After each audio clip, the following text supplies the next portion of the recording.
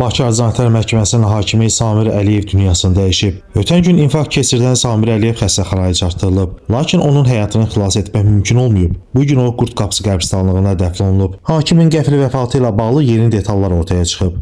Belə ki, Samir Əliyev bir həftə əvvəl özəl xəstəxanalardan birində ümumi check-up müayinəsindən keçib. Ürək damarları, echo, stres testə daxil olmaqla bütün müayinələrdən keçən hakimdə heç bir problem aşkarlanmayıb. Buna baxmayaraq ötən gün səhər saatlarında qəfil infarkt keçirərək vəfat edib. Onun yaxınları bildirir ki, bu faciə ailə üçün gözlənilməz olub. Samir Əliyevin 3 övladı var.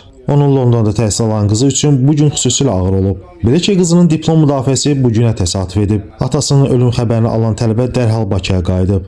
Qeyd edək ki, Samir Əliyev 1976-cı ildə anadan olub. 1997-ci ildə Bakı Dövlət Universitetinin hüquq fakültəsini, 2003-cü ildə isə Prezident yanında Dövlət İdarəçilik Akademiyasını bitirib.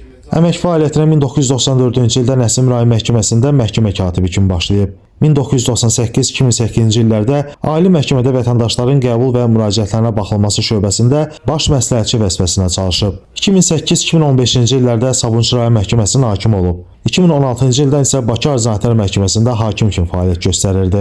Qeyd edək ki, mərhum hakim Samir Əliyev Nikos Ayağı ləqəbi ilə tanınan bloger Nizar Şakilinin cinayət üzrə prosesinə də sədrlik etmişdi və Nizar Şakiliyə cəzasını məntəqə tipli cəzaçəkmə müəssisəsində çəkməklə 5 il müddətinə azadlıqdan məhrum etmə qərarı çıxarmışdı. Orxan Rasifoğlu, Məhkəmə Xəbərləri.